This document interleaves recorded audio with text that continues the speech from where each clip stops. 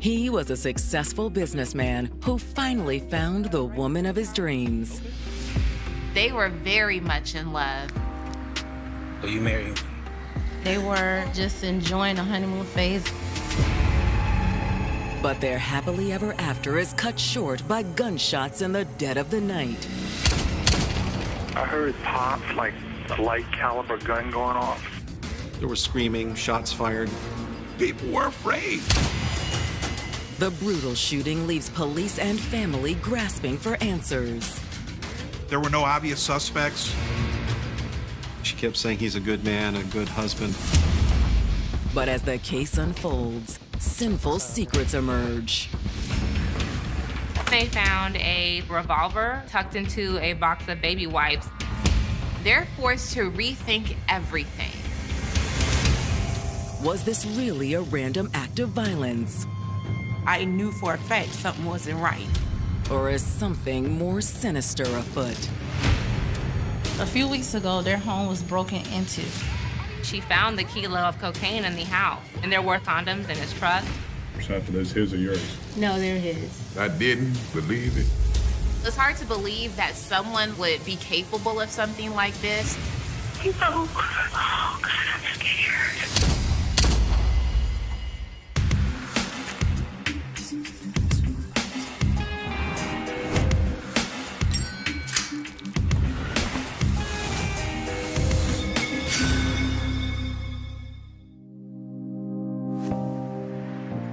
August 2006.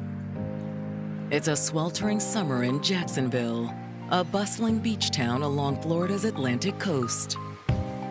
Jacksonville is a wonderful city. It's multicultural, vibrant, military-friendly.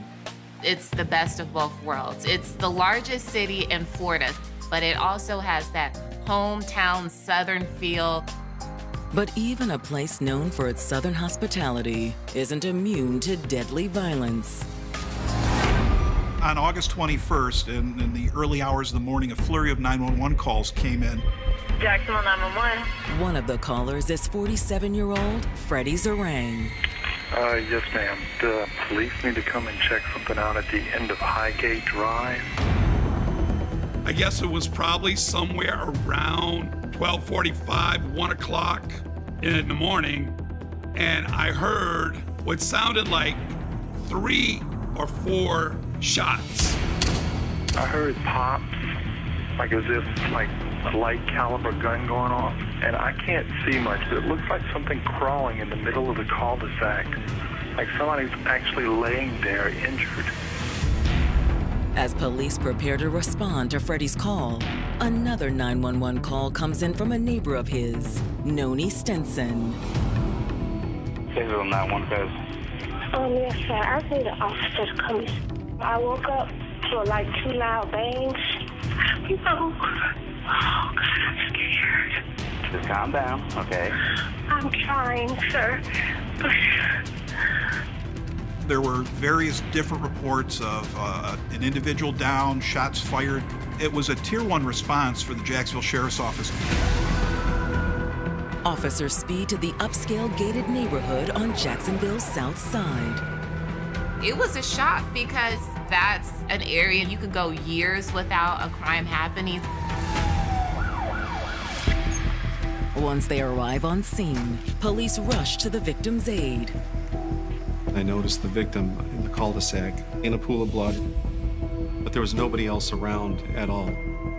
There was a lot of blood around his chest and some on his face. And I thought, well, somebody just shot this man. The victim is still conscious, but barely. It's got a pulse. It's weak, but it's a pulse. He was alive and coherent, but I could tell he wasn't in very good shape at the time. He was at least able to tell the police his name, Solomon Stinson. Their very first priority was to provide medical aid. Immediately, they called for paramedics. A weak pulse. Go ahead and start EMS. Tell them to step it up, please. 29-year-old Solomon Stinson always put family first. Solomon grew up as one of 4 children on the east side of Jacksonville. We grew up poor. We didn't have like a lot of materialistic things that other kids had, but we had lots of love. He was real playful, real friendly. He was just fun to be around. He was trying to please everybody, even when he didn't have to. He always just wanted everybody to be happy. When Solomon reached his teenage years, he fathered a baby girl with his high school sweetheart. Even though Solomon's relationship did not last, he still stayed in his daughter's life. The two continued to remain great parents to their daughter and make sure that she was well taken care of. After fathering a son with another girlfriend in 2002, Solomon dedicated himself to giving his kids the life they deserved. He always had dreams, and he was a go-getter. Solomon became an entrepreneur where he started his own business. He opened up a car wash. He also had a landscaping business as well. Running multiple businesses left Solomon little time for love, until a beautiful stranger named Noni Allen walked into his life. Hey. How can I help you today?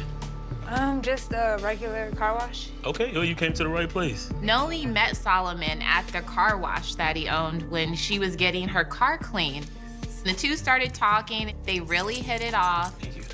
All right, well, you can just have a seat over there. I'm gonna grab your car and take care of that for you, and I'll bring them back when it's done, okay? Okay, thank you, Solomon. Thank you. Upon cleaning her car, he left his phone number in her middle console. She thought, why not, and gave him a call. A week later, Solomon and Noni were on their first date. They ended up talking late into the night.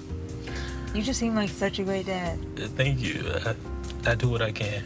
I get it.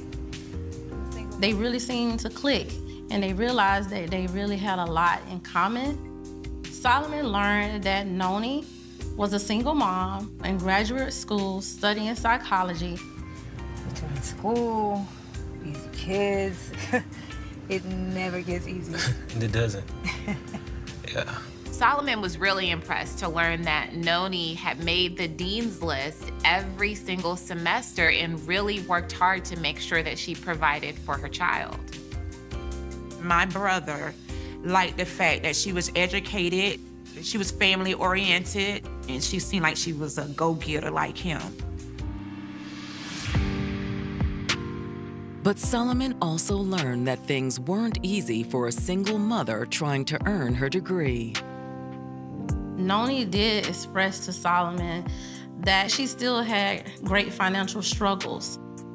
Because Solomon has always been known to want to try to help other people, before they parted ways, that even if he offered her a few $100s.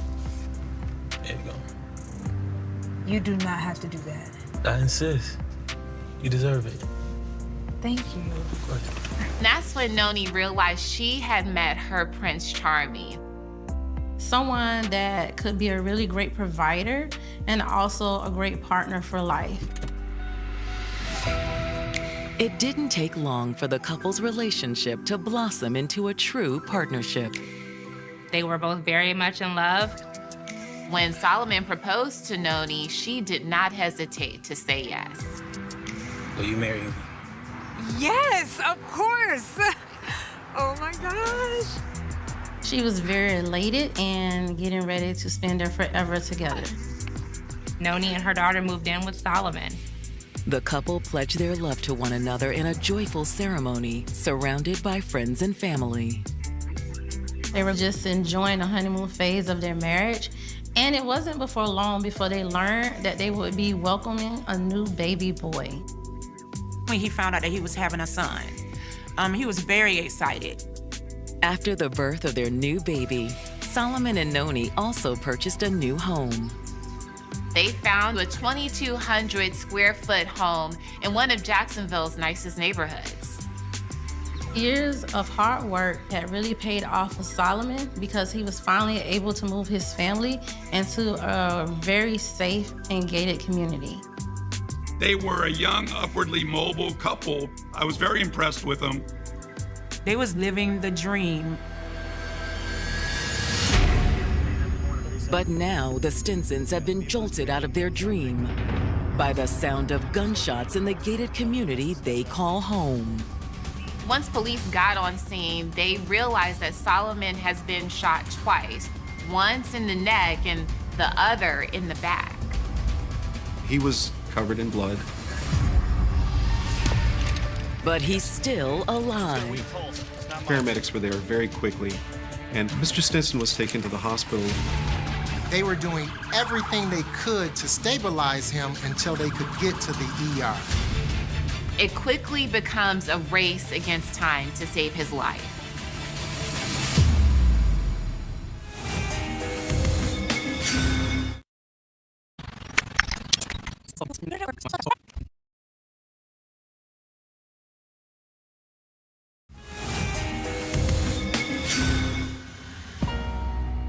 When 29-year-old Solomon Stinson met a gorgeous, hardworking single mom named Noni Allen, he knew he'd found his soulmate. They really seemed to click and to have a lot of dreams and aspirations that were very parallel.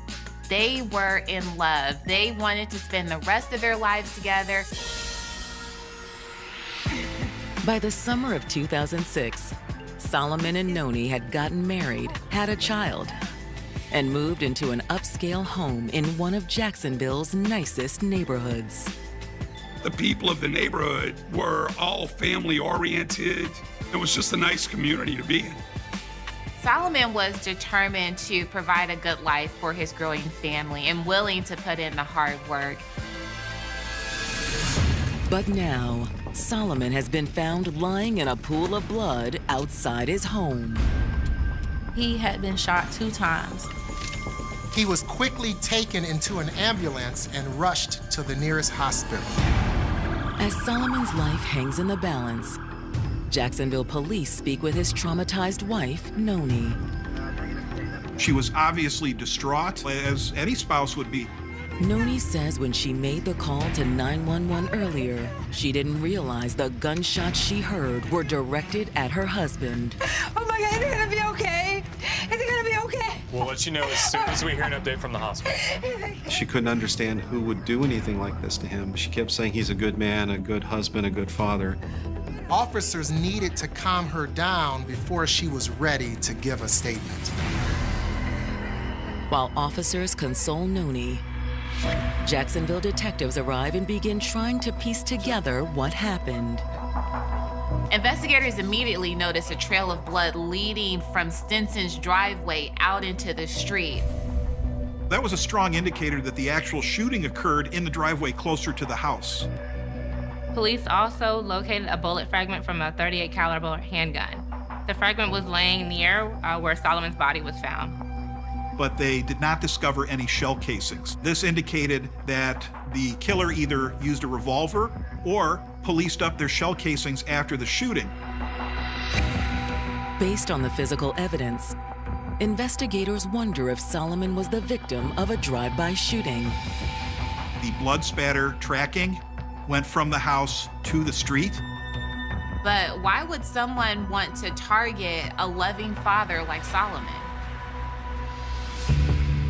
Solomon's reputation in the community points to one potential explanation. Solomon was known to be successful, financially speaking, so maybe someone came after him for his money. I thought somebody maybe had followed him home that night and robbed him. But as the first responders continue to assess the crime scene, that motive appears less plausible. The initial responding officers noted that he had on expensive jewelry and he had a significant amount of cash on him that was still there. That would pretty much immediately rule out robbery as a motive for this crime. Detectives believe that this looks more like a targeted hit. But who's behind it? Unfortunately, none of Solomon's neighbors have any guesses. One of the 911 callers, Freddie Zerain, was not able to get a good look at the shooter. Tell us what you saw. I didn't see anything. I heard the gunshot, and that's when I called 911. They wanted to know exactly what I had witnessed, and I explained to them that it was mostly audible. I couldn't see because it just wasn't a lot of light there. Initially, there were no obvious suspects. There wasn't a whole lot to go on. Detectives are hopeful that Solomon's wife, Noni, may be able to give them the answers they're looking for. We've just been trying to play catch up to find out exactly what happened tonight. Can you tell me what happened? I was asleep and I heard bam, bam. I got up. My daughter was like hiding in the hallway because she heard a noise. The sound of the shots were so close, it terrified Noni. So she started looking out the windows. At first, Noni says she didn't notice anything suspicious. I came up here and looked out and see anything. But then her daughter told her Daddy was shot. She was like, Daddy was shot, and I heard him say, ow. Your 8-year-old daughter said she heard your husband say, ow. That's when she really started to panic. Noni was surprised by what her daughter said because she didn't think her husband was home. He had left the house about 1 o'clock in the afternoon, and he had not returned by the time she had gone to sleep. At that point, she knew that something wasn't right, and she called 911 for help. No. Oh, God, I'm scared. When detectives asked Noni where Solomon had been that day, she says he probably was hanging out with some friends. What friends would he normally be out with? So I really don't know a lot of his friends. I know he hangs with a guy named, they call him Montel.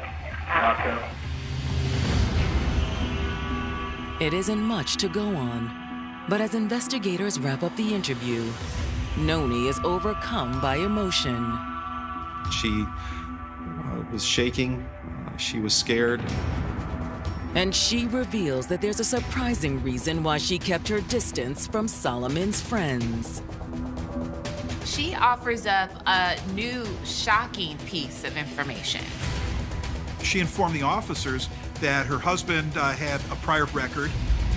Noni reports that her husband is a convicted felon and a drug dealer.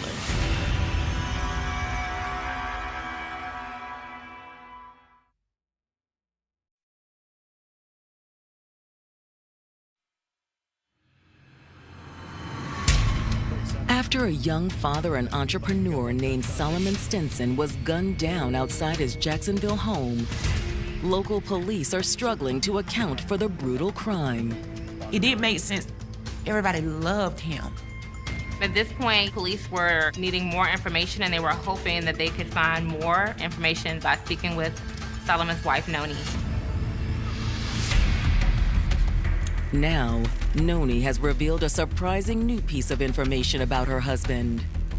Noni says her husband is a convicted felon and a drug dealer.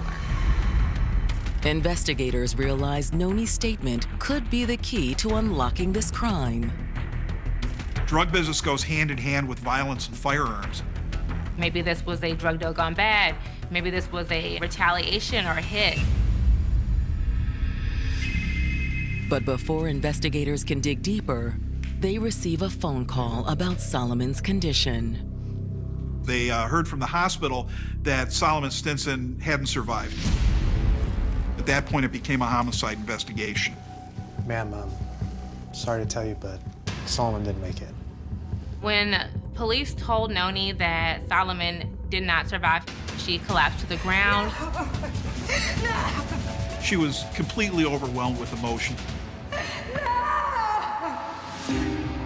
Solomon's family is just as devastated when they receive the tragic news. When I got that phone call, I just was like, dropped to my knees. I wouldn't have thought in a million years the reality of it. It was a tragedy. I just cried that whole night. It's unbelievable. You know, everyone was hurt, devastated. Investigators know they need to act quickly in order to bring Solomon's killer to justice. Police then gave Noni a moment to, grieve her husband and collect herself before taking her to the station for a more formal interview. There, they implore her to tell them everything she knows about Solomon's illegal activities. She was almost certain that he had been dealing drugs for quite some time. Years, in fact. I mean, just because of the crowd of people he hangs with, stays out late, the money, a lot of cash. A lot of cash and no accountability for the cash. Yeah. Noni says when she confronted Solomon about her suspicions, it didn't go well. What's his reaction? He was like, it's his business, and just... It becomes your business too, your husband and wife. This was actually such an area of contention in their relationship that it led to them splitting up.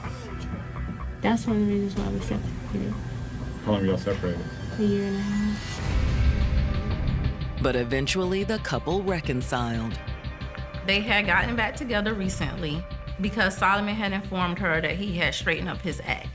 He kind of led me to believe that, he stopped. Now, Noni believes Solomon's promise was a lie. Noni suspected that he was still lying and that he was still engaging in activities that he should not have been. Noni reported a few weeks ago their home was broken into. She felt that that was proof positive that Solomon was still involved in the drug trade. But Noni says drugs weren't the only problem in their relationship. Noni goes on to report that she was a victim of domestic violence from her husband. You ever get arrested for that? Every time. How many times? I think it was twice. And to make matters worse, Noni also suspected that he was cheating on her. She claimed that she found a box of condoms in his truck. Condoms in the truck glove box? Yeah. I'm an equal opportunity interviewer or something. Is his or yours? No, they're his. Detectives end their interview with Noni, stunned by what they've learned. If what Noni is saying is true, there could be multiple people who would like to see Solomon dead. From a scorned mistress to a rival drug dealer. At this point, the investigators really had their work cut out for them. Armed with a more complete picture of Solomon's past, detectives returned to the scene of the crime. Police received permission from Noni to search her and Solomon's home in order to see if there were clues to what happened to Solomon inside. Miss Stinson said you can search the house anywhere you like. At first glance, nothing sticks out. When police initially went inside, it looked like a typical suburban home. But they soon begin to uncover evidence of Solomon's criminal behavior. In a dresser drawer, they discovered high-caliber rifle rounds. Then they found a revolver tucked into a box of baby wipes. The weapon and the ammunition were sent out for ballistics testing. But it's what police find in a spare bedroom that leads them to think they're on the right track. Underneath a mattress, they believe they've found what might have sparked this crime. More than 4 pounds of pure cocaine.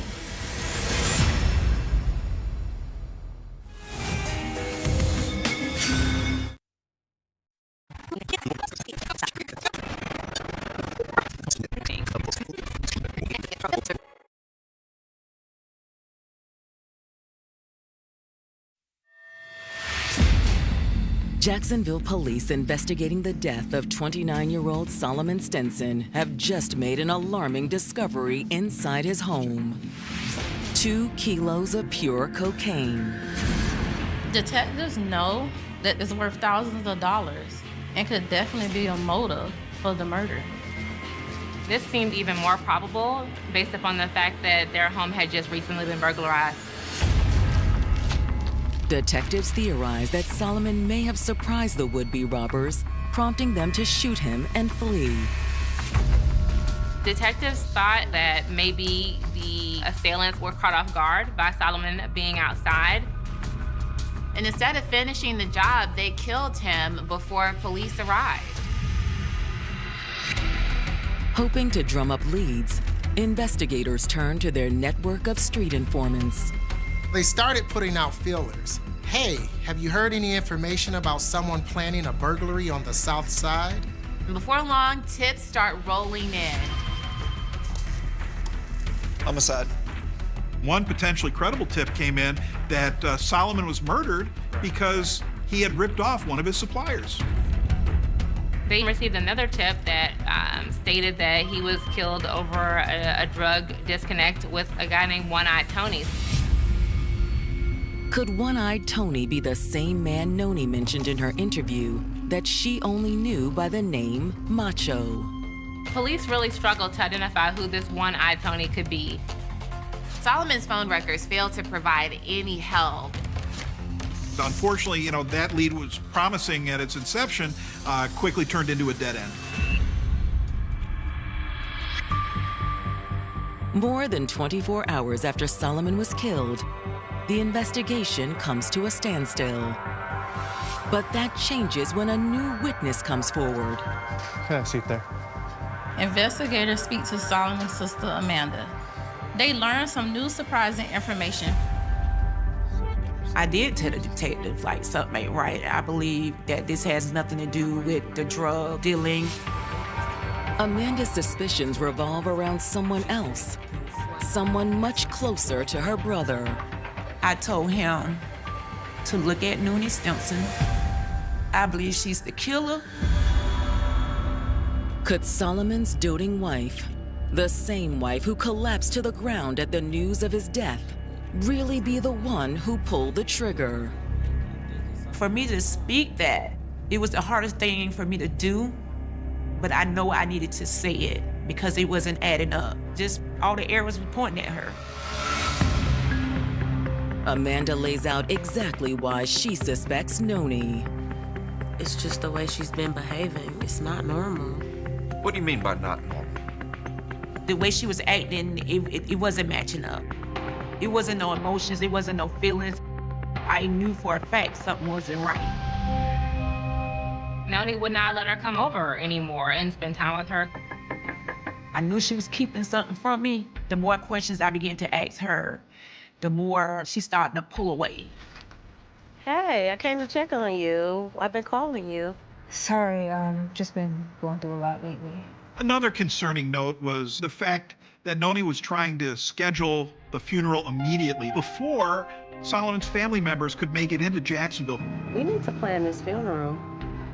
How can somebody pass away on a Monday and you trying to bury him on a Wednesday? We was trying to get family come in from out of town to come to the funeral. They couldn't even make it. That's how quick she was still trying to bury him. Listen, Amanda, we just need to get it over with, okay?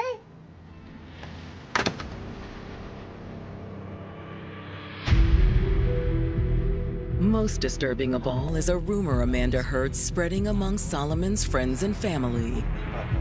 She had heard that Noni was planning to leave the city any day now. It was like she was trying to pack up and rush to go out of town so quickly. I'm telling you, she's about to take off. Where's she going? I don't know.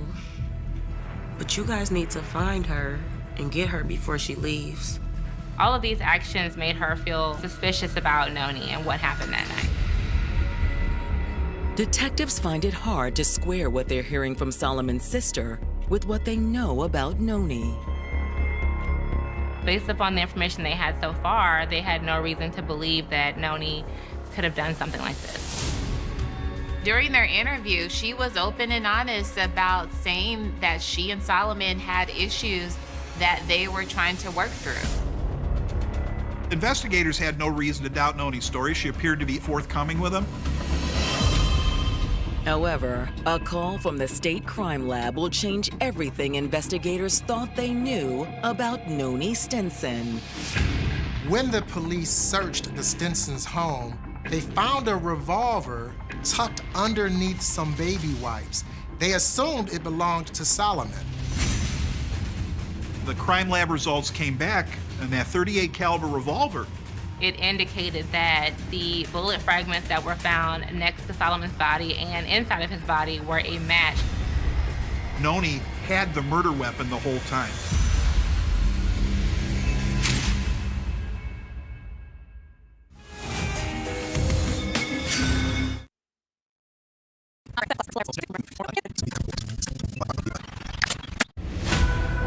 Homicide investigators in North Florida were all but certain that Solomon Stinson was murdered by a rival drug dealer who was out to get him.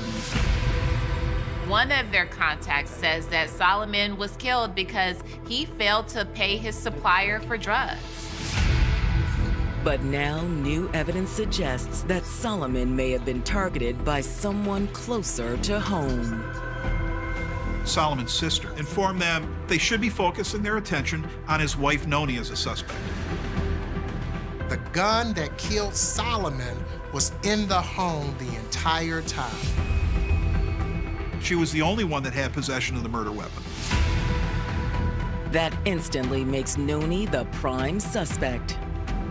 Based on the tip that Noni plans to flee Jacksonville as soon as possible, investigators don't waste any time bringing her in for another round of questioning.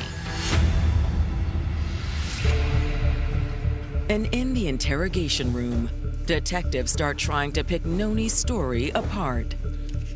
In her last interview, she said she thought Solomon was cheating on her. Could that be a motive here? He was pissed off when he came home. I didn't know when he came home. I was asleep.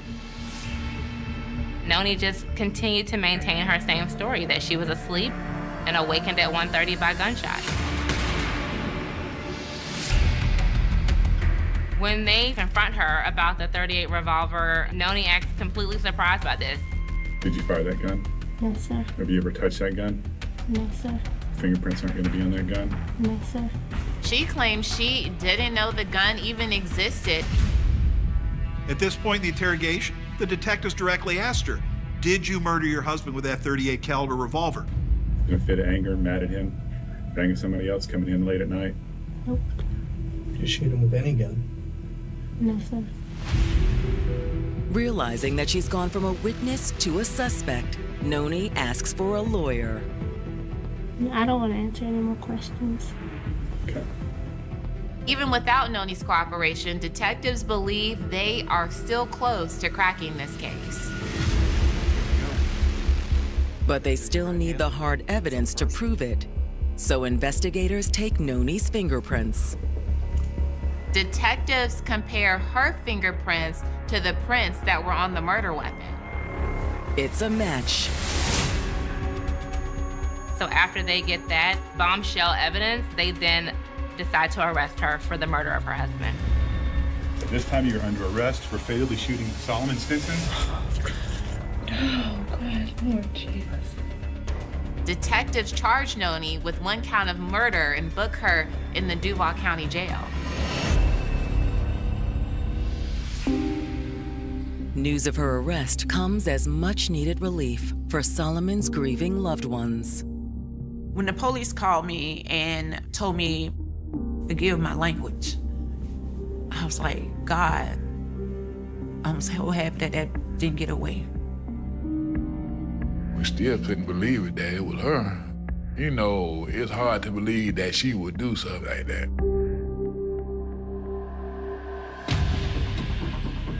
Now with the fingerprint evidence, this appears to be an open and shut case. But Noni isn't done yet. Noni Stinson presented a shocking new defense.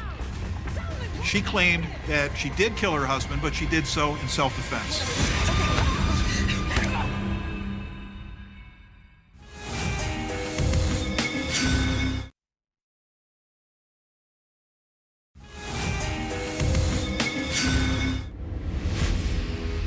In August of 2006, after Noni Stinson's fingerprints came back as a match to the gun that killed her husband, Jacksonville police charged her with murder. At this time, you're under arrest for fatally shooting Solomon Stinson. Oh, God, Lord Jesus. In the detective's eyes, it's proof that she did kill Solomon.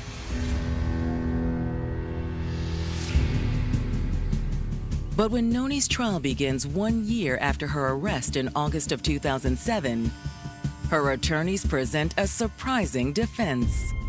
Her attorney makes the case that she was a battered and abused woman who had no choice but to kill her husband. She claimed that she shot him in self-defense. To support their theory, Noni's attorneys point to the couple's history of violence. Solomon had been arrested for domestic violence at least twice. And in a bold move, Noni takes the stand to testify in her own defense. Noni tells the jury that there was an argument. The argument began when she found the cocaine in the house. What is this doing in our house, Solomon? Where'd you get that? What is this doing in our house, Solomon? Are you crazy? Didn't I tell you to stop going in my stuff? What are you doing? They started fighting and things escalated. Cocaine, really? She says Solomon pulled a gun on her. In the house. Solomon, what is this? I'm gonna teach you a lesson. Solomon, wait. Didn't I tell you not to talk to me like that? Okay, Solomon. Didn't I tell you? Okay. But instead of shooting her, he started punching her multiple times in the stomach. In the midst of the struggle, Noni says she managed to pry the gun out of Solomon's hand. She says she was able to grab the gun and then was able to fire 3 shots. 2 of those gunshots struck Solomon, and he then stumbled outside, where he was later found by police.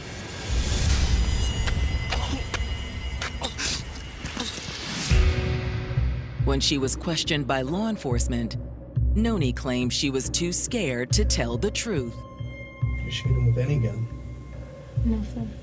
She told the jurors that as a victim of domestic violence, that she had become accustomed to lying and covering up abuse, and so that the lying to law enforcement was second nature to her. On the surface, Noni's story seems plausible, but prosecutors aren't convinced. When the prosecution has an opportunity to rebut those arguments, they start to rip apart that defense piece by piece. When I first observed Noni Stinson right after the incident, she did not appear to be harmed, or her clothing was not disheveled in any way that I could see. And the house did not look like there had been signs of any kind of struggle. Prosecutors contend that Noni wasn't a battered woman. She was an angry one. She was tired of him lying to her and cheating on her, and she had just had enough. They believe that when Solomon pulled into the garage on that summer night in 2006, Noni was waiting for him. When Solomon returned home, Noni informed Solomon that she was tired of his behavior. What's up? I can't believe you cheating on me again. Cheating on me? Solomon, I can't believe you cheating on me again. What are you talking about? You know what I'm talking about. Get off me. I saw the condoms in your car. At that point is when she pulled out the .38 caliber gun. Baby.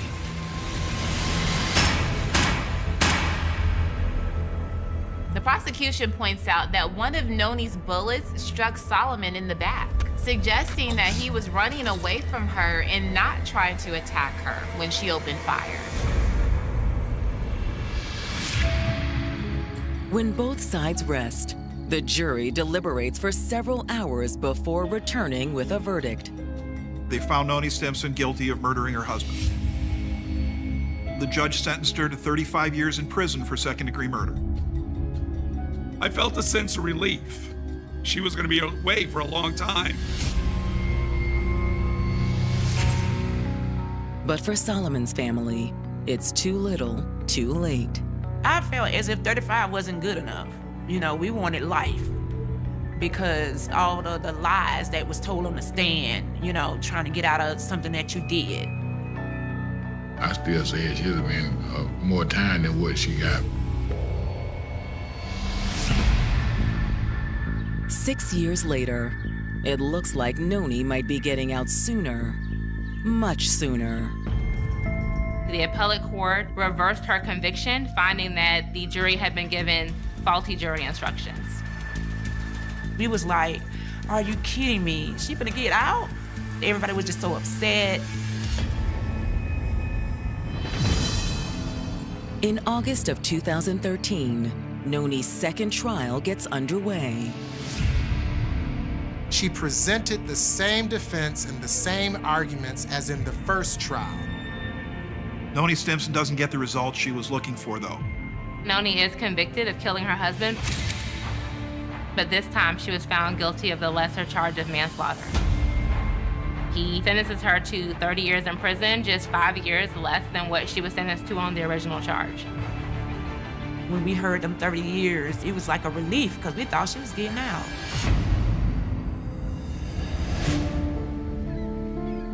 Now Solomon's loved ones are left to grapple with the aftershock of Noni's act of violence. My brother never gonna see none of his kids grow up.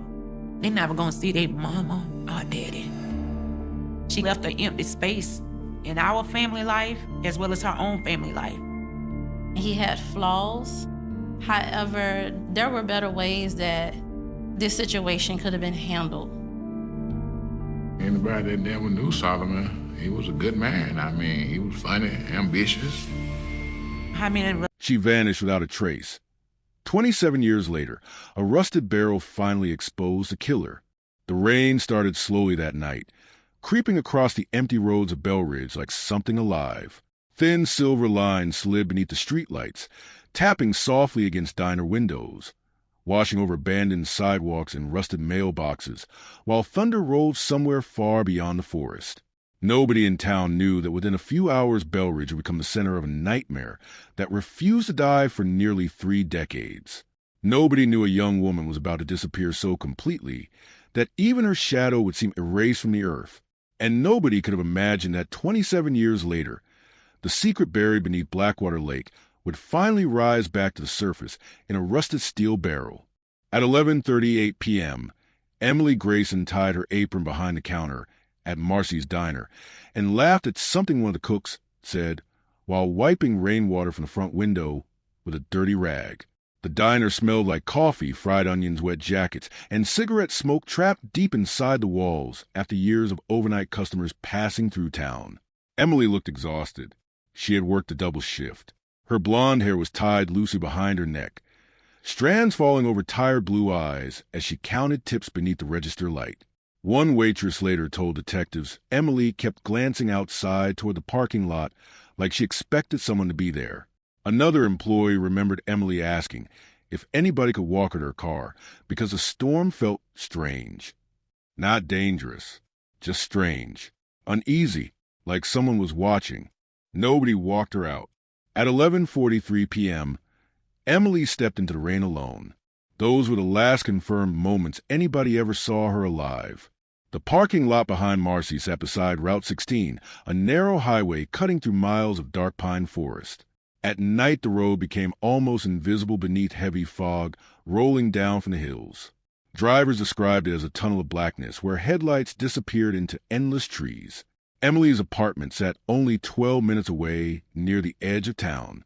She knew the road by heart. Everyone assumed she made it home safely. Everyone was wrong. At 7:12 the next morning, Emily's mother, Linda Grayson, called the sheriff's office in panic after discovering Emily never returned home. Her bed untouched, purse missing, car gone, coffee mug still sitting in the kitchen sink from that morning. Linda later told reporters she felt something terrible immediately. "A mother knows," she said. "You feel it in your bones before anyone else does." But Belridge Sheriff Harold Bennett did not share that urgency. He treated the disappearance like another small-town runaway case. Young woman, 22 years old, independent. Maybe she left with a boyfriend. Maybe she needed space. Maybe she wanted attention. Detectives waited nearly 10 hours before launching a proper search. 10 hours while rain pounded the forest. 10 hours while mud swallowed tire tracks. 10 hours while whatever evidence existed dissolved into cold black water. By sunset, volunteers spread through Belridge carrying flashlights and radios, shouting Emily's name into the woods surrounding Route 16. Search dogs traced her scent briefly near Old Mill Road before stopping suddenly near a ditch beside the highway. One handler later described the dog's behavior as confused and agitated. They circled repeatedly, barking toward the forest, then refused to continue. That same night, investigators discovered Emily's necklace hanging from a broken tree branch roughly 30 feet from the roadside. The silver chain had snapped violently. One tiny clasp bent inward, like someone had ripped it from her throat. Nearby, deputies uncovered disturbed mud and partial shoe impressions barely visible beneath rainwater. There were signs of a struggle. A deep groove cutting through the mud suggested tires spinning hard before accelerating away from the area. Then another storm swept through Bell Ridge. By morning, the evidence was gone. The disappearance exploded across local television stations within days. Emily's smiling yearbook photo appeared on newspaper front pages, beside headlines screaming missing waitress vanishes in storm, and fears grow in Bell Ridge abduction case. Reporters crowded outside the sheriff's office demanding updates. Helicopters circled the forests. Psychics called in claiming visions of water, chains, and darkness. Hundreds of tips flooded police lines, most useless, some deeply disturbing. One witness claimed he heard a woman screaming near the highway shortly after midnight. Another reported seeing a dark pickup truck parked outside the diner with its headlights off before Emily left work. Then came the statement that changed everything. For days after the disappearance, long-haul truck driver Leonard Pike contacted investigators from a rest stop nearly 200 miles away. Pike appeared shaken during questioning. According to a statement, he was driving through Bell Ridge shortly after midnight the night Emily vanished when he noticed a young woman standing barefoot beside Route 16 in heavy rain. She looked terrified. Mud covered her legs. One sleeve appeared torn. Pike slowed his truck, preparing to stop and help. But before he reached her, another vehicle emerged from the darkness behind her. A dark pickup truck. Older model. Rust along the side panels. No visible license plate. Pike said the woman suddenly turned and ran toward the trees as the truck accelerated after her. Seconds later, both disappeared into the forest beside the highway. Pike searched briefly with a flashlight, but heard nothing except rain and distant thunder. He assumed the woman knew the driver and eventually continued north. Police organized a massive search of the woods surrounding Route 16. They found nothing. No body, no blood, no car, no clothing, nothing except endless wet trees and thick mud swallowing every possible clue. As days turned into weeks, fear spread through Bell Ridge like poison. Parents stopped letting teenagers drive alone after dark. Women carried knives and purses. Businesses closed earlier. Rumors multiplied faster than detectives could investigate them. Every resident seemed to have a theory. Some believed Emily had been abducted by a drifter passing through town. Others whispered about a local mechanic with a violent history involving women. But one name surfaced repeatedly in conversations nobody wanted repeated publicly. Victor Hale, 41 years old, divorced, former dock worker living alone near Blackwater Lake in a decaying trailer surrounded by junk vehicles and fishing equipment. Locals describe him as unpredictable, angry, quiet in public, but explosive after drinking. Several women privately admitted Hale made them uncomfortable for years. One waitress from Marcy's claimed he stared at female employees without speaking for hours at a time.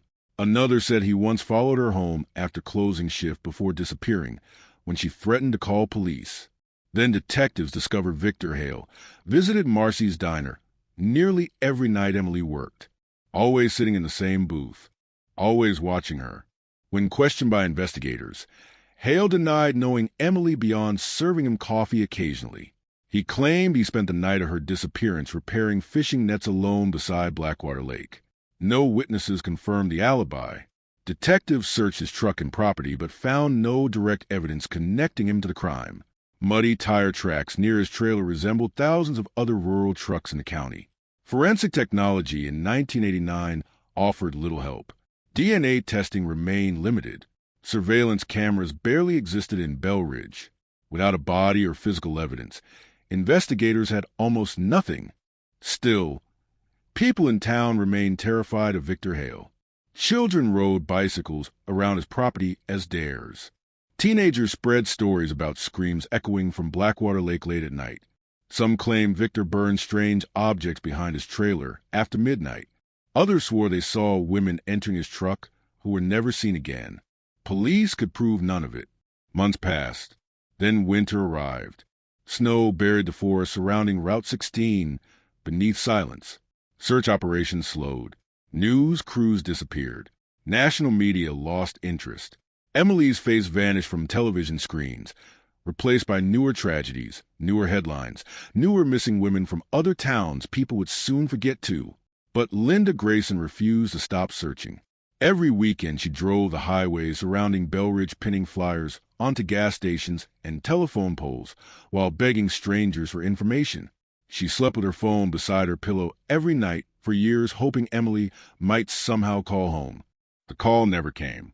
In 1990, investigators revisited the possibility Emily knew her attacker personally. Friends described strange incidents occurring weeks before the disappearance. Emily reportedly complained about someone calling her apartment late at night and remaining silent on the line. One co-worker remembered Emily appearing frightened after discovering fresh cigarette butts outside her apartment window, despite nobody in the building smoking. Another witness claimed Emily believed she was being followed after work by a dark truck matching the description Leonard Pike provided. Then detectives uncovered something chilling. 3 weeks before Emily disappeared, another young woman reported being forced off Route 16 by an older dark pickup truck during heavy rain. The driver attempted to block her car near Old Mill Road before she escaped by speeding back toward town. She described the driver as a large man with heavy facial stubble and deep-set eyes. The description resembled Victor Hale. But prosecutors argued the connection remained circumstantial. No arrest followed. Belridge descended into frustration and paranoia. Residents accused law enforcement of incompetence. Anonymous letters flooded the sheriff's office, accusing different men throughout town. Some citizens formed volunteer night patrols, armed with hunting rifles. Others believed Emily's killer had already left Belridge forever. Sheriff Bennett publicly insisted investigators were close to solving the case, but privately the department was collapsing beneath pressure. By 1992, the official investigation had nearly stopped completely. Emily Grayson became another cold case file, gathering dust inside a metal cabinet. But the nightmare was not over, because somewhere beyond the forest surrounding Belridge, somebody still knew exactly what happened that night beneath the storm. Somebody knew where Emily's body had gone. Somebody had lived with that secret every single day for 27 years, while the town slowly drowned beneath fear, rumors, and silence. And beneath the black water of an isolated lake hidden behind miles of pine trees, something waited in darkness, sealed inside rusted steel, untouched by time, waiting for the drought that would finally expose the horror buried beneath Belridge all along. Winter tightened its grip around Belridge, like a fist slowly crushing the town from the outside in. Snow buried the roads. Ice swallowed the edges of Blackwater Lake. The forest surrounding Route 16 stood silent beneath gray skies, while Emily Grayson's disappearance transformed from breaking news into something colder, heavier, harder to escape. The fear did not disappear with time. It deepened. It settled into kitchens, school hallways, gas stations, and grocery stores where conversations stopped the moment strangers walked too close. Every woman in Belridge changed her routine after Emily vanished. Nobody admitted it openly, but everybody knew the same thought kept crawling through their minds after dark. If someone could take Emily Grayson without leaving behind a body, a witness, or a single answer, then nobody in Belridge was truly safe. Linda Grayson refused to accept the silence. Every morning before sunrise, she sat at the kitchen table surrounded by missing person flyers, newspaper clippings, handwritten notes, and maps covered in circles and arrows. She became obsessed with tiny details investigators dismissed months earlier. A waitress mentioning a strange customer. A truck seen parked beside Route 16. Anonymous late-night phone calls nobody traced. Linda called detectives, so often they stopped answering directly and routed her through receptionists. Friends said grief changed her physically. She lost weight, stopped sleeping, dyed streaks of gray appearing in her hair before Emily had even been gone a year. But Linda kept searching because somewhere deep inside, she believed Emily was still alive. She had to believe it. The alternative was unbearable. In January of 1990, nearly 3 months after the disappearance, investigators received a letter postmarked from a neighboring county. No return address. No fingerprints. Inside was a single newspaper clipping about Emily's case with 4 words written across it in black ink. She still screams at night. The sheriff's department initially believed it was a cruel prank, Belridge had become flooded with false confessions and anonymous tips from unstable people seeking attention. But something about the letter disturbed detectives immediately. The handwriting appeared careful, controlled, deliberate. No smudges, no emotion, almost clinical. More unsettling was the fact that the envelope carried traces of industrial oil commonly used in mechanical repair shops and boat maintenance facilities. Detectives quietly revisited Victor Hale. When officers arrived at Hale's trailer near Blackwater Lake, they discovered him standing outside splitting firewood in freezing rain, as if he'd been expecting them. Witnesses later recalled the image vividly. Hale wore a thick flannel jacket stained with grease and mud. His beard had grown heavier since Emily disappeared. He looked exhausted but strangely calm. Too calm, according to one deputy. Hale smiled when investigators mentioned the anonymous letter. "You wasting your time again?" he asked. Detectives questioned him for nearly 4 hours. They searched the property again, this time more aggressively. Beneath piles of scrap metal behind the trailer, officers discovered dozens of women's items partially buried in mud and snow. Necklaces, shoes, hair clips, purse straps. Most appeared old and damaged by weather. Hale claimed he collected junk from roadsides and abandoned areas near the lake. Investigators could not directly link any of the items to Emily or other missing women. Still, the discovery horrified Belridge residents once details leaked to local newspapers. Headlines exploded across the county. Police find women's items at property of person of interest. Is Belridge harboring a serial predator? Pressure mounted against Sheriff Bennett. Citizens demanded Hale's arrest. Protesters gathered outside the courthouse, carrying signs with Emily's face. But prosecutors faced the same problem again and again. Suspicion was not evidence. They had no body, no DNA, no murder weapon, nothing placing Emily inside Hale's truck or trailer. The investigation stalled once more beneath legal limitations and public frustration. Then another woman came forward. Her name was Rachel Mercer, 29 years old, divorced mother of one. Rachel told detectives she encountered Victor Hale 6 months before Emily vanished while driving home late at night during heavy rain. According to Rachel, Hale followed her truck for nearly 10 miles along Route 16, flashing his headlights repeatedly. When she finally pulled over believing something might be wrong with her vehicle, Hale stopped behind her and approached carrying a flashlight. Rachel said his behavior changed instantly when he realized she had a child asleep in the back seat. He looked disappointed, she later testified, like he was expecting me to be alone. She drove away before anything happened. At the time, she dismissed the encounter as bizarre but harmless. After Emily disappeared, she became convinced Hale intended to attack her that night. Detectives added the statement to the growing file against him, but again there was not enough evidence for criminal charges. Months became years. Belridge slowly transformed into a town haunted by unfinished terror. The diner where Emily worked remained open, but employees refused to leave alone after closing. Truckers passing through still asked questions about the missing waitress. Tourists occasionally drove near Route 16 hoping to glimpse the vanishing road, described in tabloids and television specials. Psychics held candlelight gatherings near Old Mill Road, claiming Emily's spirit remained trapped in the forest. One self-proclaimed medium collapsed screaming beside Blackwater Lake after insisting she heard a woman crying beneath the water. Even seasoned investigators began admitting privately that the case felt wrong. Too clean, too controlled. Detective Arthur Mullen, one of the few officers who never stopped working the case, became increasingly convinced Emily's disappearance had been carefully planned long before that stormy night. Mullen believed the killer knew Belridge intimately, knew the roads, knew police procedures, knew how weather could erase evidence within hours. He also believed Emily had likely been watched for weeks or months beforehand. Then Mullen discovered something deeply unsettling buried inside old diner receipts and witness statements. Victor Hale always appeared at Marcy's Diner on the exact nights Emily worked closing shifts. Not occasionally, not randomly, every single time. Mullen mapped Hale's visits across nearly 8 months and uncovered an almost perfect pattern. Witnesses remembered Hale sitting silently for hours drinking coffee while watching Emily move between tables. Sometimes he never spoke a word.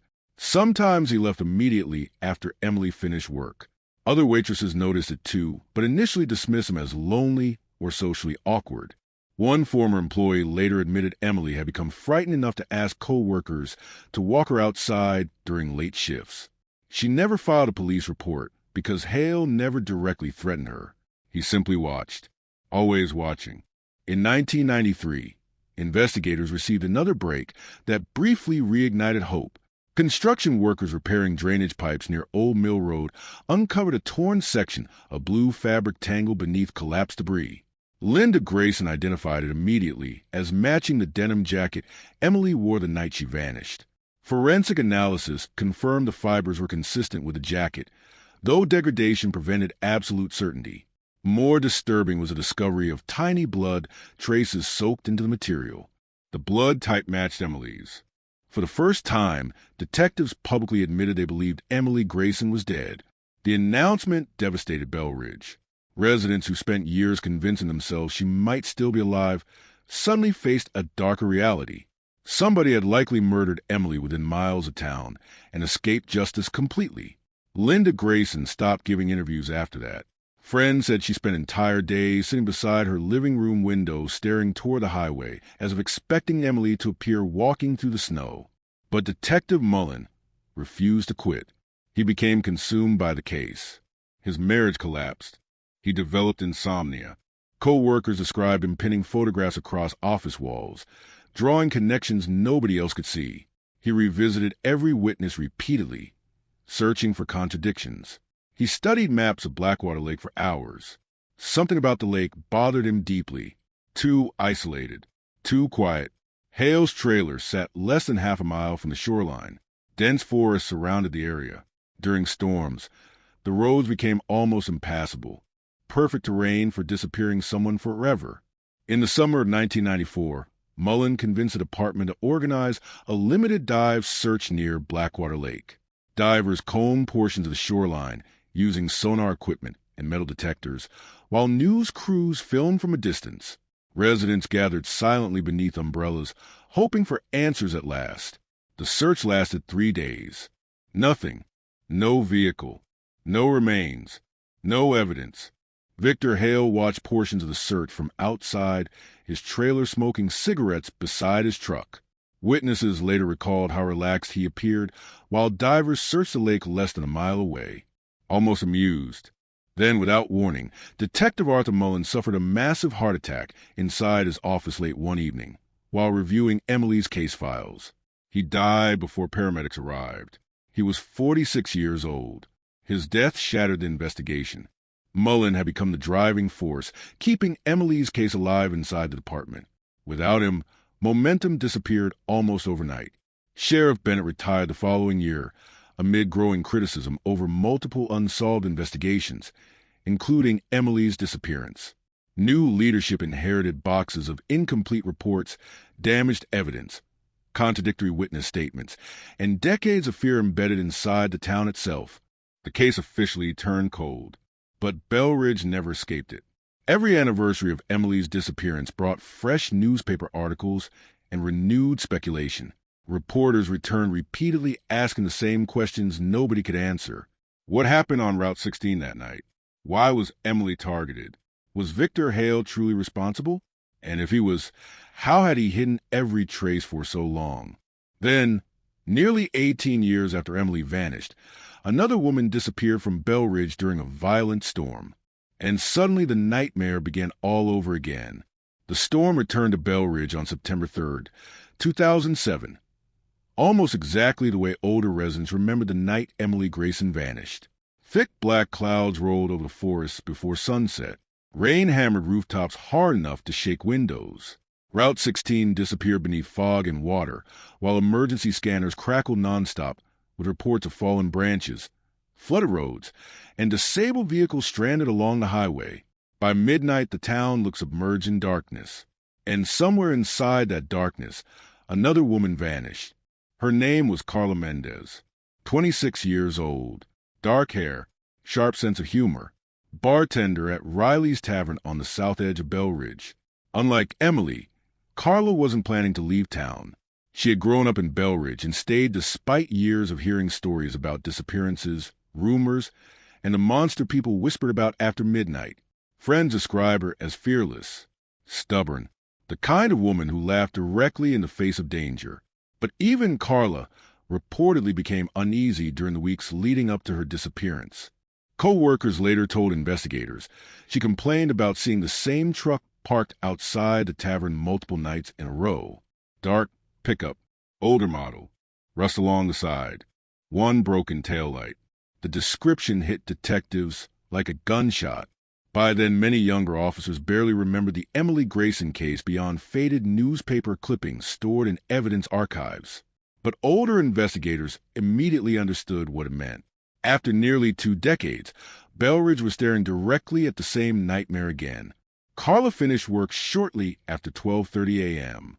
Security cameras inside Riley's Tavern captured her putting on a black leather jacket while joking with co-workers near the front entrance. She looked tired but relaxed. Nothing unusual. Nothing suggesting she was moments away from disappearing forever.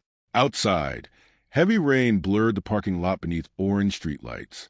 Witnesses recalled seeing Carla glance toward the road before leaving as if she noticed something unsettling in the darkness. At 1:07 a.m., a gas station camera roughly 3 miles away captured Carla's red Honda Civic driving east along Route 16. She never reached home. At 8:20 the following morning, a fisherman discovered Carla's abandoned vehicle near the northern edge of Blackwater Lake.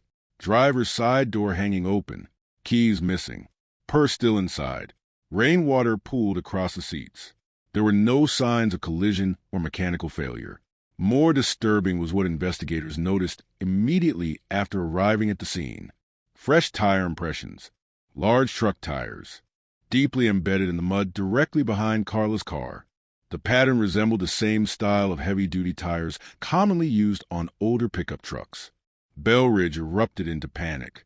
News crews flooded the town within hours after local reporters connected Carla's disappearance to Emily Grayson's unsolved case from 1989. Television stations replayed old footage of Emily's grieving mother beside new images of Carla's abandoned car near Blackwater Lake. Residents who spent years convincing themselves the nightmare belonged to the past suddenly realized the predator might still be alive, still watching, still hunting. And once again, every road led investigators back to Victor Hale. By 2007, Hale was 59 years old and living alone in the same deteriorating trailer beside Blackwater Lake. Time had transformed him into something even more unsettling. He rarely appeared in public anymore. Neighbors described him as paranoid and aggressive. Security cameras now covered sections of his property facing the road. Floodlights surrounded the trailer. Some residents claimed Hale walked the shoreline, carrying a flashlight late at night, muttering to himself. Others reported hearing engines running behind his property during storms when nobody should have been outside. Detectives obtained a warrant within 48 hours. This time the search became massive. State police joined local investigators. Crime scene units swarmed Hale's property while helicopters circled overhead broadcasting live footage to regional news stations.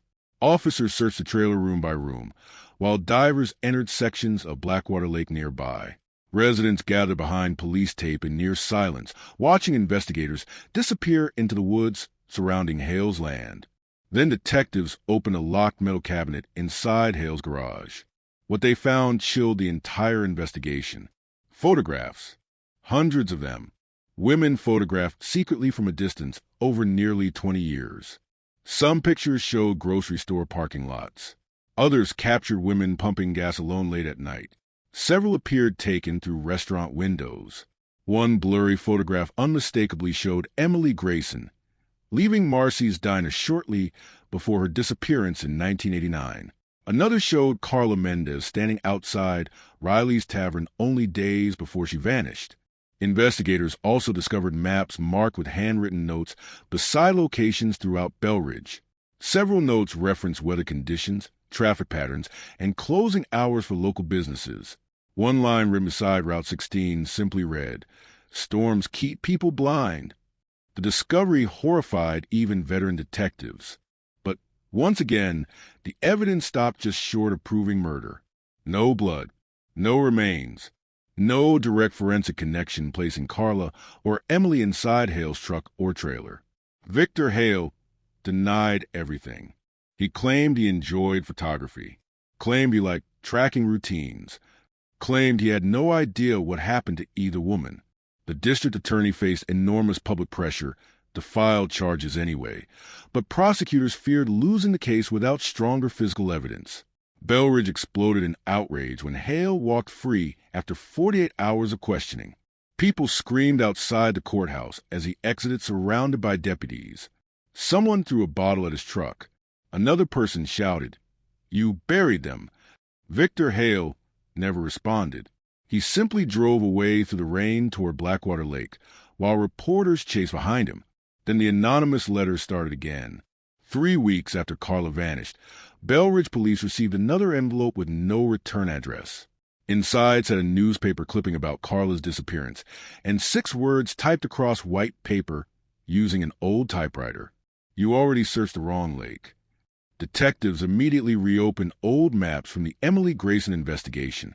Belridge sat surrounded by multiple isolated bodies of water hidden deep within logging territory beyond Route 16. Search teams expanded outward using cadaver dogs, helicopters, sonar equipment, and volunteer groups combing forests mile by mile. The operations lasted nearly 2 months. Nothing. No Carla. No Emily. No graves. No murder weapon. Only endless woods stretching beneath cold skies, while fear consumed the town all over again. But investigators discovered something else during the renewed search. Something nobody expected. A former Belridge resident named Owen Mercer contacted detectives after recognizing Victor Hale's face on television coverage. Mercer had lived near Blackwater Lake during the late 1980s before moving away. According to his statement, he once witnessed Hale dragging a large blue barrel from the back of his truck during a thunderstorm roughly 1 week after Emily disappeared. Mercer claimed the barrel looked extremely heavy. Hale allegedly rolled it toward an old fishing boat near the shoreline before noticing Mercer, watching from a distance. The next morning, the barrel was gone. Mercer admitted he never reported the incident because he feared Hale. Detectives immediately organized another dive operation across Blackwater Lake focused specifically on locating barrels, metal containers, or submerged debris. Sonar scans revealed dozens of anomalies beneath thick mud and dark water accumulated over decades. Divers recovered engine blocks, rusted appliances, shopping carts, and scrap metal dumped illegally for years. Every discovery reignited public frenzy. Every recovered object triggered headlines. Still no bodies. Meanwhile, Victor Hale's behavior became increasingly erratic. Neighbors reported hearing him screaming inside his trailer late at night. One witness claimed Hale burned stacks of papers behind his property after midnight shortly following the police search. Another reported seeing him drive repeatedly around Blackwater Lake during severe storms. Detectives placed intermittent surveillance on Hale, but struggled to maintain consistent coverage due to budget limitations and legal restrictions. Then something happened that changed the investigation forever. On November 14, 2007, Victor Hale disappeared. Police arrived at his trailer to execute another search warrant after obtaining new evidence related to Carla's vehicle. Instead, they found a property abandoned, Hale's truck missing, cabinets emptied, surveillance cameras smashed, half-burned documents scattered beside a fire pit behind the trailer. Detectives launched a regional manhunt believing Hale might attempt suicide or flee across state lines. 3 days later, a hunter discovered Hale's truck abandoned deep inside logging territory, nearly 80 miles north of Belridge. No sign of Hale. Search teams combed the forest for nearly a week. Nothing. Then, just as suddenly as he vanished, Victor Hale returned on his own. At 2:13 a.m. on November 22nd, Hale walked into a rural sheriff's station 2 counties away soaked by rain and mud. He appeared exhausted and disoriented. According to deputies present that night, Hale repeatedly muttered the same sentence under his breath while staring at the floor. They keep floating back up. Detectives interrogated him for nearly 12 hours. Hale refused to explain where he had been, refused to discuss Emily or Carla, refused to elaborate on the statement. By the time questioning ended, Investigators believed Hale was psychologically unstable, but still lacked enough evidence for murder charges. Once again, he walked free. But Bell Ridge changed after that. People stopped viewing Victor Hale as merely suspicious. They became convinced he was a killer hiding in plain sight. Children crossed streets to avoid his truck. Businesses refused service when he entered. Someone spray-painted Monster across the side of his trailer one night. Another resident fired a shotgun through his mailbox. Yet despite the hatred surrounding him, Hale remained untouchable. Years passed again. Carla Mendez remained missing. Emily Grayson remained missing. Blackwater Lake remained silent. Then, during the brutal summer drought of 2016, the water level around the lake dropped lower than anyone had seen in nearly half a century. Muddy shorelines stretched outward beneath dead trees, and exposed debris long hidden beneath dark water. Residents wandered across newly revealed sections of lake bed collecting old bottles, rusted tools, and fishing equipment buried decades earlier. And on August 11th, two teenage boys exploring near the northern shoreline stumbled across something protruding from thick mud roughly 40 yards from the water's edge. A steel barrel. Old, corroded, half buried beneath black sludge. One of the boys later told investigators he initially thought it was trash until he noticed something wrapped tightly around the rusted metal clamps, sealing the lid shut. Chains. The smell reached them before the barrel was fully uncovered. Rot. Chemical sludge. Something ancient trapped beneath mud and stagnant water for decades, suddenly exposed to open air again. The two boys who found it stumbled backward immediately, covering their mouths as flies swarmed around the rusted metal surface. One later told investigators the barrel looked like it was breathing beneath the heat, tiny bubbles rising through black mud around its base as if the lake itself were trying to force it back underground.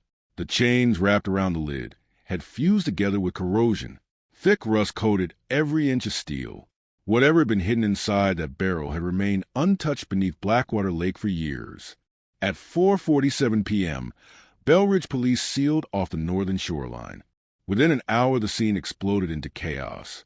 State investigators arrived alongside forensic teams, divers, crime scene photographers, reporters, and emergency personnel, while helicopters circled overhead broadcasting live images across regional television.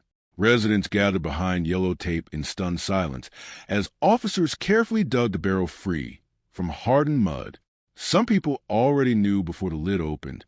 They could feel it. Bell Ridge had carried this nightmare too long.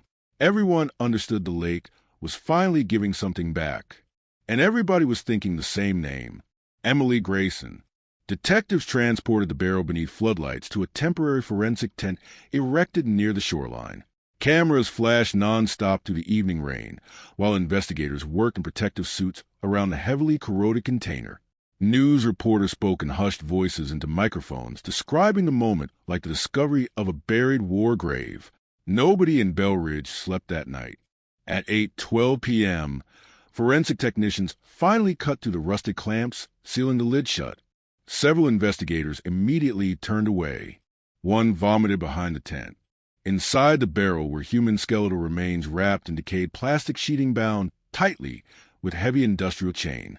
Layers of concrete surrounded portions of the remains, apparently poured into the container to weigh it down before disposal. But what froze the entire scene into silence was the object attached to one skeletal wrist, a silver bracelet. Tiny engraved letters barely visible beneath years of corrosion. Emily. Word spread through Bell Ridge within minutes. Residents flooded social media pages and emergency scanner forums, while television stations interrupted programming with breaking news alerts. Emily Grayson's mother received a phone call shortly after 9 p.m. Neighbors later described hearing Linda screaming from inside her home before collapsing onto the kitchen floor. 27 years of uncertainty ended in a single moment beside Blackwater Lake. Emily was never coming home. The following morning, forensic experts confirmed the remains belonged to a female approximately matching Emily's age and physical profile.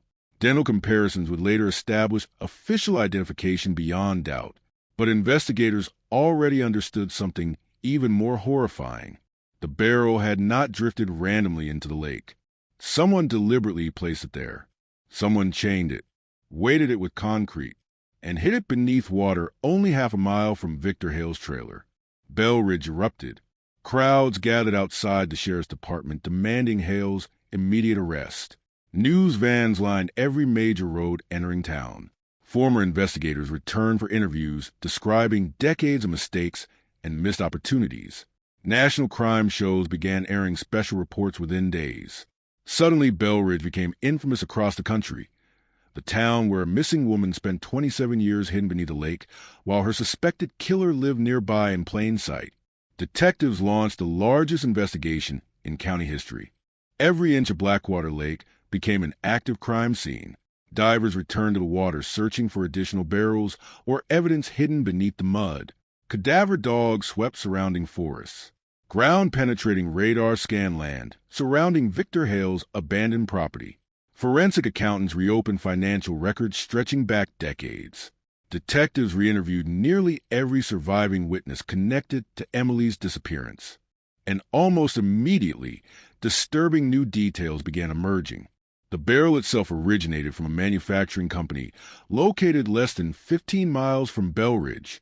Employment records revealed Victor Hale worked temporary dock contracts for the company during the late 1980s. The industrial chain wrapped around the remains matched equipment frequently used at the shipping yard where Hale once worked. Even more alarming, forensic examination identified traces of marine adhesive inside the barrel identical to materials recovered years earlier from Hale's garage during the Carla Mendez investigation. For the first time in nearly 3 decades, investigators believed they finally had enough evidence to charge Victor Hale with murder. There was only one problem. Nobody could find him. When detectives arrived at Hale's trailer less than 12 hours after the barrel discovery, the property sat empty, windows broken, doors hanging open, dust-coating furniture inside. It looked abandoned for years despite witnesses claiming Hale still lived there recently. The trailer smelled of mildew, oil, and stagnant water. Officers discovered stacks of old newspapers covering the walls from floor to ceiling. Nearly every article involved missing women, unsolved murders, or cold cases from surrounding counties. Some articles contained handwritten notes in the margins. Too careless. She trusted him. Storm covered everything. Then investigators entered the back bedroom. The room stopped veteran detectives cold. Photographs covered every wall. Hundreds of women, some smiling, some unaware they were being watched. Many appeared frightened after noticing the camera. Several images showed women entering vehicles alone at night. Others depicted women through apartment windows or walking near isolated roads. At the center of the room hung the largest photograph of all, Emily Grayson leaving Marcy's Diner, time-stamped just 22 minutes before she disappeared. Below the image, someone had written a single sentence directly onto the wall. She was supposed to stay quiet. Detectives also uncovered dozens of cassette tapes hidden beneath floorboards inside the trailer. Most contained distorted recordings of police scanners, weather reports, or long periods of silence interrupted by static. But several tapes included something else. Women's voices, crying, begging, screaming. The recording sent shockwaves through the investigation. Audio experts struggled to determine dates due to severe degradation, but one voice sounded chillingly similar to Emily Grayson, according to surviving family members. Another possibly matched Carla Mendez. Investigators refused to release full details publicly, fueling even more fear and speculation across Bell Ridge. Then came another horrifying discovery. During a secondary dive operation near the northern edge of Blackwater Lake, divers located a second submerged barrel buried beneath heavy sediment less than 60 feet from where Emily's remains were found. This one remained sealed shut. News helicopters captured recovery live. Bell Ridge watched in collective horror as cranes lifted the corroded container from dark water, dripping black sludge back into the lake. Investigators transported it beneath armed escort to a secure forensic facility, while reporters speculated nonstop about what waited inside.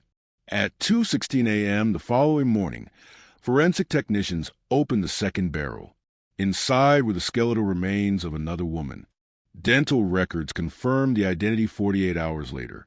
Carla Mendez. Bell Ridge descended into outrage unlike anything the town had ever experienced. 2 women, 2 barrels, hidden beneath the same lake near the same suspect's property. Suddenly, decades of rumors no longer sounded paranoid. Residents began wondering how many other victims remained undiscovered beyond the forest surrounding Route 16. State investigators formed a multi-agency cold case task force within days. Detectives reopened disappearances stretching back nearly 40 years across neighboring counties. Missing hitchhikers, runaways, unidentified remains discovered near highways, women last seen during storms. Every unsolved case now carried one terrifying question attached to it. Was Victor Hale responsible? But as investigators expanded the search, Victor himself remained missing. Authorities issued a nationwide warrant charging Hale with multiple counts of murder, unlawful disposal of human remains, kidnapping, and obstruction of justice. His face appeared across television screens nationwide, beside headlines calling him the Blackwater Killer. Tips flooded in from multiple states claiming sightings of Hale at truck stops, motels, campgrounds, and rural highways. Most proved false. Then detectives received a call from an elderly woman living near the outskirts of Belridge. Her statement changed the entire timeline of the investigation. The woman, Margaret Holloway, claimed she saw Victor Hale driving toward Blackwater Lake during the early morning hours after Emily disappeared in 1989. According to Holloway, Hale's truck appeared heavily weighted in the back, riding unusually low near the rear axle. She specifically remembered seeing what looked like a large blue barrel partially covered by a tarp inside the truck bed. At the time, she thought nothing of it. Now she realized exactly what she had witnessed. Investigators also uncovered old marina receipts proving Hale rented a small fishing boat the week Emily vanished. The same type of marine adhesive discovered inside the barrel had been purchased by Hale only days earlier, according to surviving hardware store records. Piece by piece, the monster Belridge feared for decades finally emerged into full view. But even then, there remained something deeply unsettling about the evidence. Emily and Carla had both vanished during violent storms, both abducted late at night, both hidden inside weighted barrels, both dumped in the same lake. The precision suggested planning, control, experience, and investigators could not shake one impossible thought. If Victor Hale committed these murders successfully for decades, how many times had he done it before? Search teams intensified operations around Blackwater Lake throughout the autumn of 2016. Divers recovered additional chains, sections of torn plastic sheeting, women's jewelry, and degraded clothing fragments from beneath layers of sediment. Cadaver dogs repeatedly alerted near isolated portions of shoreline beyond Hale's former property. Excavation crews uncovered burned pits containing damaged bone fragments too degraded for immediate identification. The deeper investigators searched, the darker the case became. Then, on October 3rd, nearly 2 months after the first barrel surfaced, authorities received a call from a hunter deep within the forest north of Belridge. He claimed he discovered an abandoned hunting cabin hidden miles from the nearest road. Inside, someone had covered the walls with newspaper clippings about Emily Grayson. And beneath the cabin floorboards, investigators found something wrapped carefully inside oil-stained canvas. A driver's license, issued to Victor Hale, alongside a loaded revolver, and a handwritten note containing only 6 chilling words. They should have left the lake alone. The cabin sat hidden beneath dense pine trees nearly 30 miles north of Belridge, invisible from the nearest road unless someone knew exactly where to look. Moss covered the roof. Broken branches blocked the narrow trail leading toward it. Rainwater leaked through warped wooden boards, while dead leaves collected against the doorway, like the forest itself had been trying to bury the structure for years. Hunters occasionally passed through the region during deer season, but almost nobody ventured deep enough into the woods to find it. That isolation made the discovery even more terrifying. Someone had been living there recently. Investigators entered cautiously at dawn. The inside looked frozen in time. Dust-coated empty cans, stained blankets, rusted lanterns, and stacks of newspapers scattered across the floor. Most headlines focus on Emily Grayson and Carla Mendez. Others involved missing women from surrounding counties dating back decades. Some articles were circled repeatedly in black marker. Certain victims shared striking similarities. Young women, late-night disappearances, stormy weather, rural highways, Several cases had never been publicly connected before.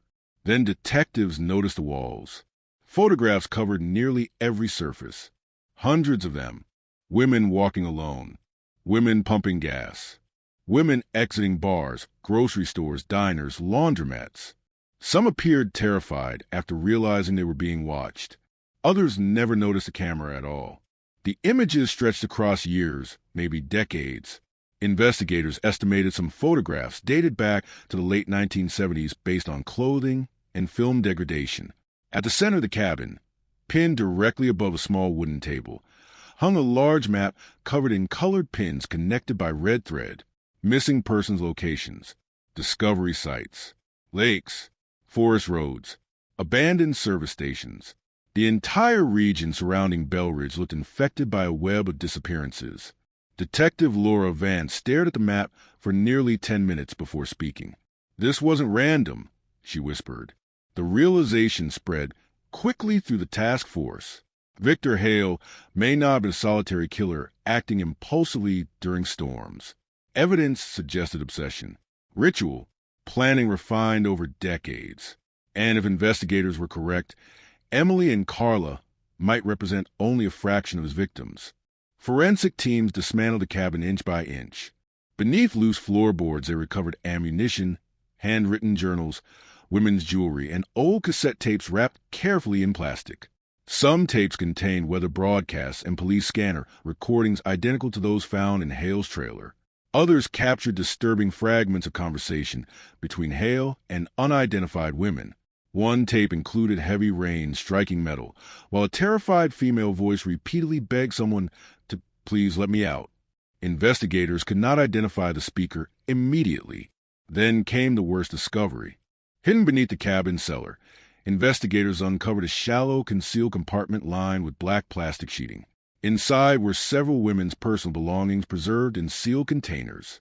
Driver's licenses, earrings, watches, photographs. Most belonged to women reported missing across multiple states between 1978 and 2003. The task force suddenly realized they were no longer investigating two murders. They were hunting a potential serial killer operating for nearly 40 years. National media exploded. Bell Ridge transformed overnight into the center of one of the largest criminal investigations in modern state history. Satellite trucks lined every road entering town. Crime reporters described Blackwater Lake as America's buried graveyard. Former FBI profilers appeared on television theorizing Hale selected victims based on routine, isolation, and weather conditions. Some believed storms formed part of his psychological ritual. Others argued he used severe weather strategically because rain destroyed evidence and kept witnesses indoors. Meanwhile, search teams continued sweeping forests surrounding the cabin and Blackwater Lake. And they kept finding things. A necklace buried near an old fire pit matched photographs from an unsolved 1984 disappearance in Oregon. Fragments of clothing discovered beside a creek resembled garments worn by a missing hitchhiker from Nevada. Bone fragments recovered from burn sites near the cabin belonged to multiple unidentified individuals, according to preliminary forensic analysis. The deeper investigators dug, the larger the nightmare became. Then on October 11, 2016, the task force received a shocking lead from nearly 300 miles away. A retired truck mechanic named Raymond Fisk contacted authorities after recognizing Victor Hale's face during a televised interview. Fisk claimed he worked alongside Hale briefly during the late 1970s as shipping dock near Tacoma. According to Fisk, Hale once confessed something deeply disturbing during a night of heavy drinking. He said lakes were perfect graves, Fisk told investigators. Said water eats everything eventually. Fisk also remembered Hale discussing barrels specifically, large industrial drums used for shipping chemicals and engine oil. Hale allegedly joked that concrete inside the barrels made bodies sleep forever. Detectives immediately reopened old shipping manifests connected to Hale's former employment. Records revealed dozens of industrial barrels disappeared from storage yards during periods overlapping several unsolved disappearances throughout the 1980s. At the time, nobody noticed because inventory systems were primitive and poorly monitored. Now the pattern looked horrifying. Every new discovery pushed Bell Ridge closer toward panic. Parents refused to let children walk home from school. Gun sales surged across neighboring counties. Residents flooded police lines reporting suspicious memories involving Victor Hale stretching back decades.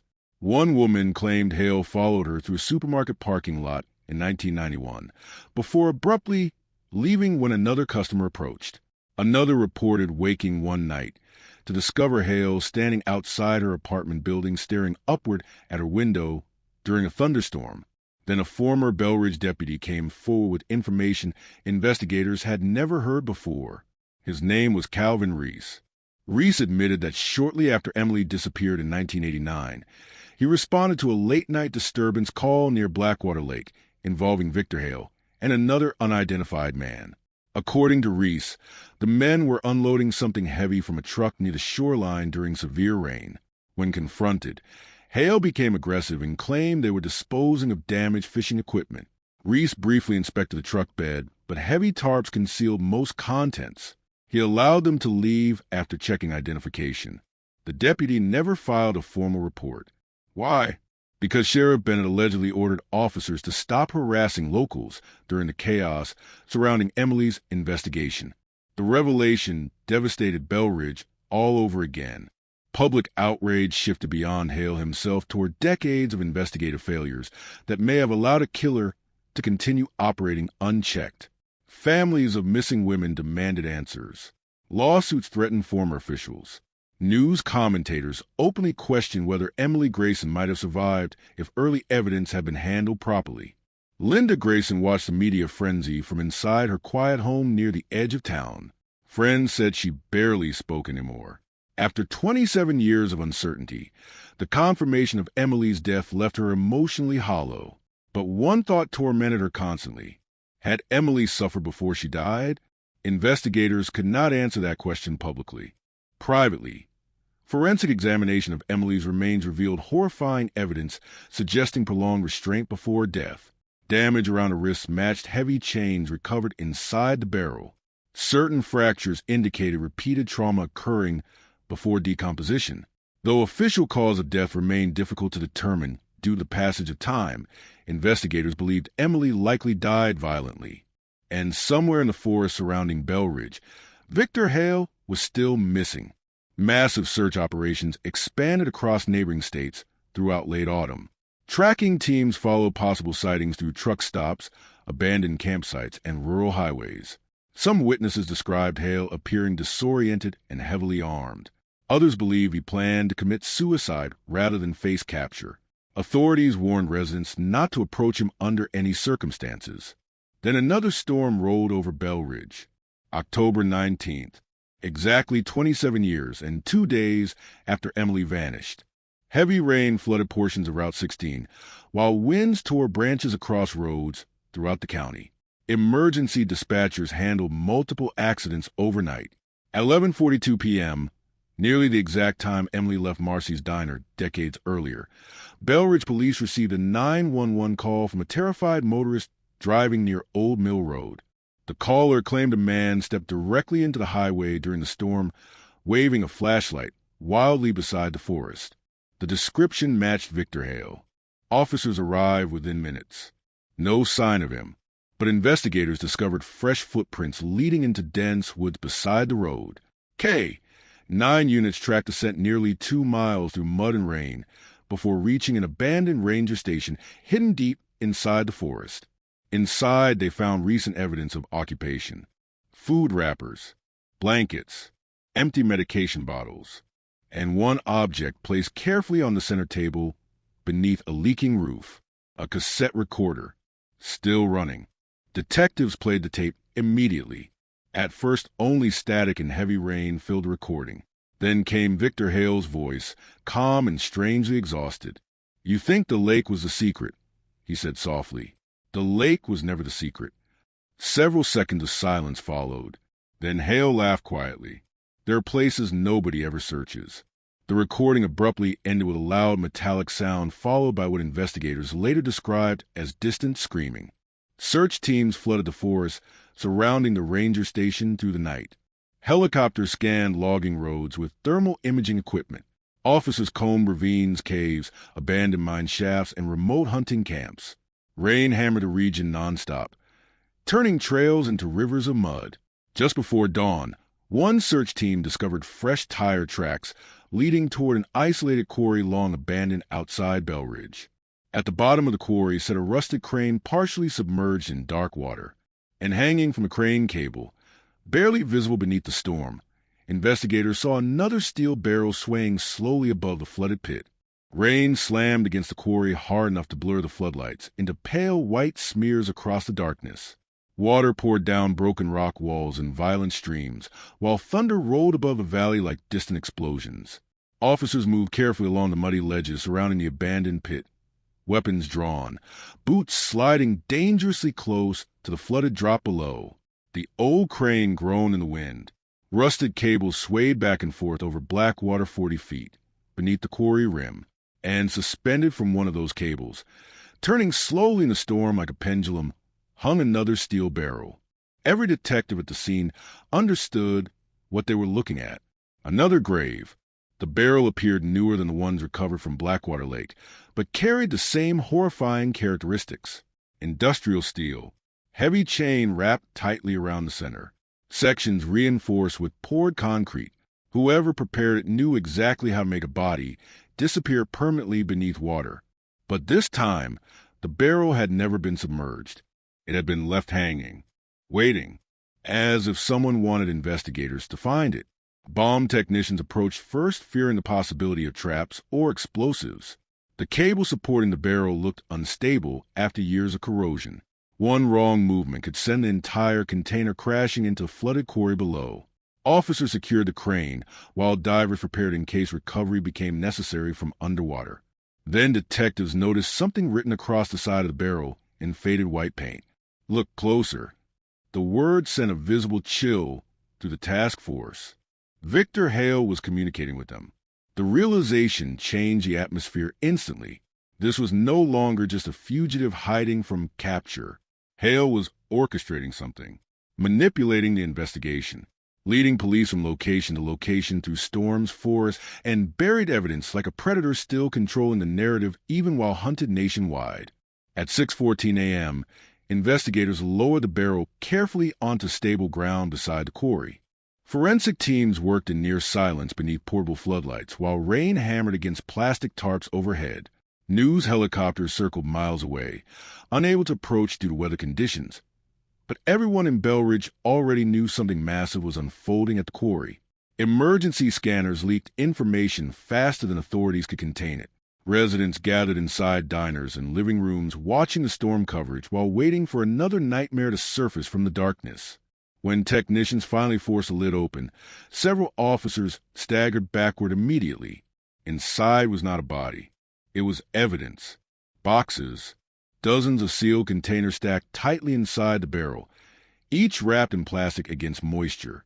Investigators carefully removed them one by one, while cameras documented every detail.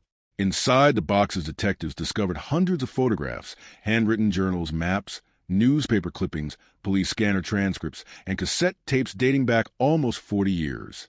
Victor Hale had created an archive, a complete record of his crimes. And buried among the materials sat a single VHS tape, labeled in black marker, Emily. The tape was transported immediately under armed escort to a forensic lab in Bell Ridge. Detectives gathered inside a secured viewing room late that afternoon, while rain continued battering the town outside. Nobody spoke much before the tape played. Several investigators later admitted they feared what they were about to see more than anything else discovered so far. Static filled the screen first. Heavy rain echoed somewhere in the background. Then the image stabilized. The footage appeared grainy and distorted, likely recorded using an old handheld camcorder sometime during the late 1980s. A dim light illuminated part of a concrete floor inside an unknown structure. Water dripped steadily nearby. The camera shifted shakily before settling on a young woman sitting against a wall with her hands bound tightly in front of her. Emily Grayson, alive. Gasps filled the room instantly. Detectives stared in stunned silence as Emily looked directly toward the camera, terrified and exhausted. Her face appeared bruised, one sleeve torn. Mud covered portions of her jeans, exactly matching Leonard Pike's description from the night she vanished. The timestamp in the corner read October 18th, 1989, hours after her disappearance. Emily's voice trembled as she spoke. He said if I stayed quiet, he'd let me go. The tape continued for nearly 18 minutes.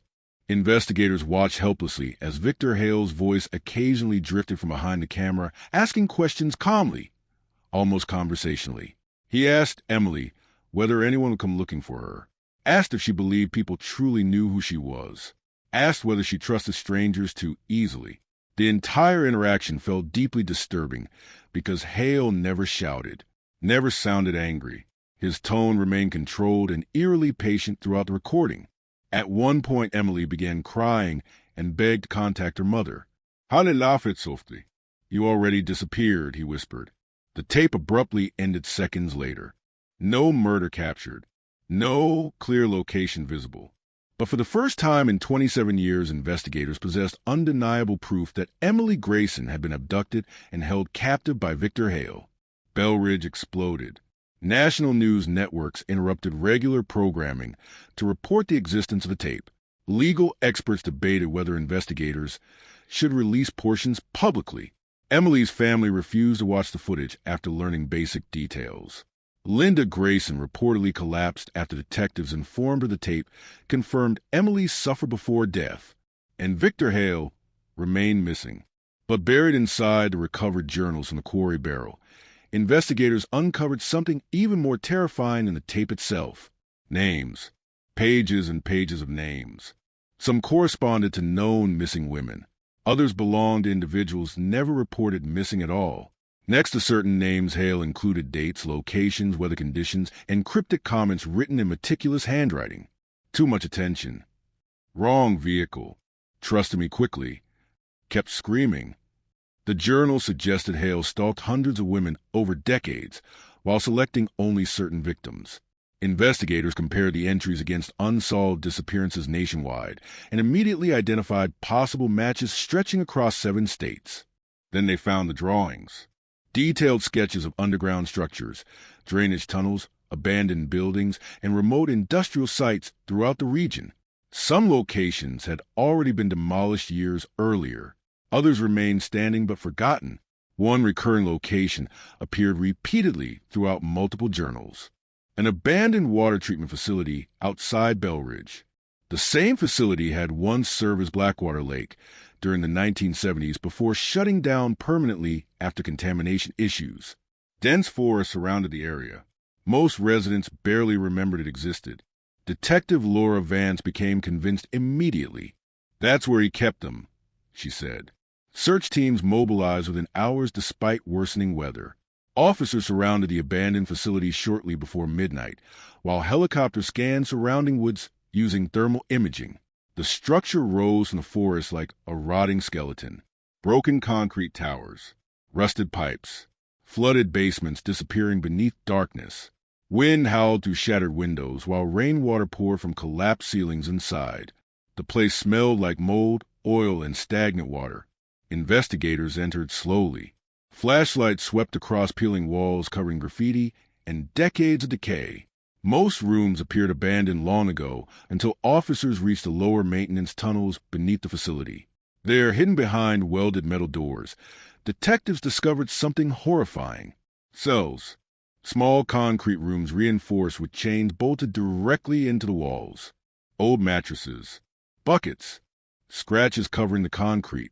Several investigators stopped speaking entirely as they moved deeper underground.